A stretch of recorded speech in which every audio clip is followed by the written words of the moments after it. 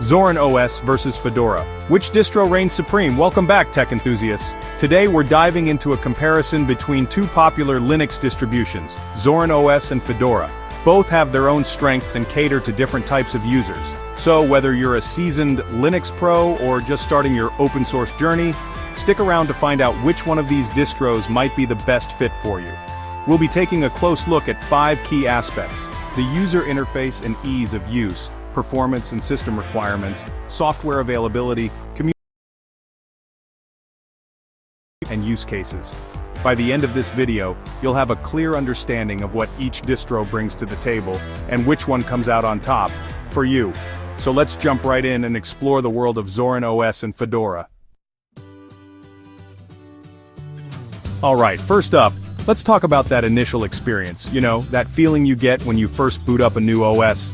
Zorin OS welcomes you with a familiar, almost Windows-like desktop environment. It's clean, it's intuitive, and it's designed to make switching from other operating systems as painless as possible. Fedora, on the other hand, goes for a more traditional Linux experience. You get the GNOME desktop environment, which is known for its customizability and a more minimalist approach. Now, don't get me wrong, GNOME is powerful and can be tweaked to your heart's content, but it might take a little more time to get used to, especially if you're coming from a Windows or Mac OS background.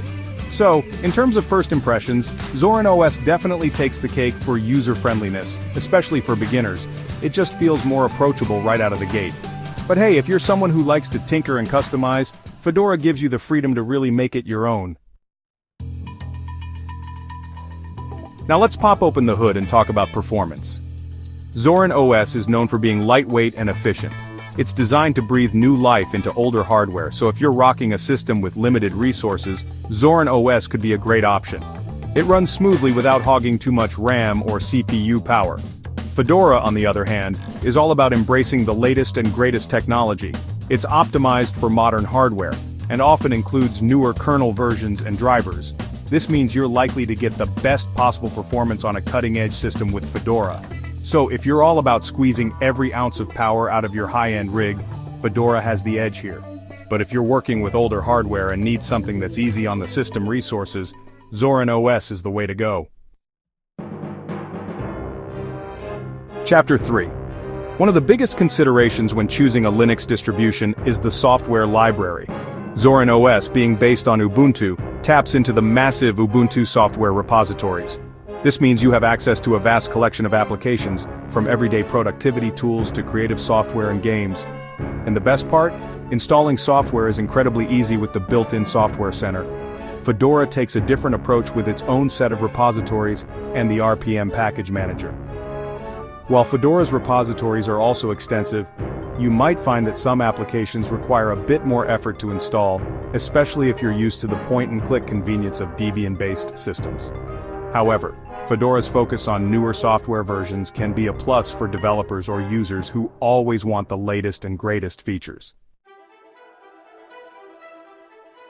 Chapter 4. Let's face it, no matter how user-friendly an operating system is, you're bound to run into a question or a head-scratching issue at some point.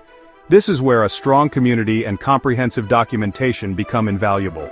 Both Zorin OS and Fedora have active and helpful communities.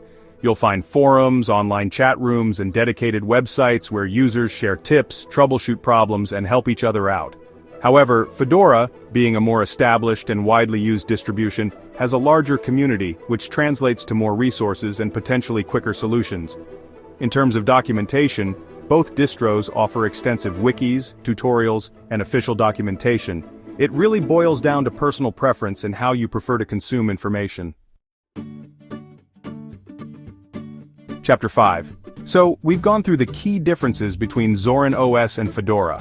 Now the big question, who are these distros best suited for? Zorin OS, with its user-friendly interface, familiar layout, and lightweight design, is a fantastic choice for newcomers to the Linux world. If you're transitioning from Windows or macOS and want a smooth, hassle-free experience, Zorin OS has you covered. Fedora, on the other hand, caters to a more tech-savvy audience.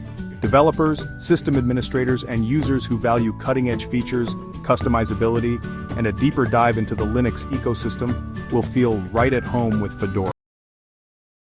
It all boils down to your comfort level, your needs, and what you want to get out of your operating system.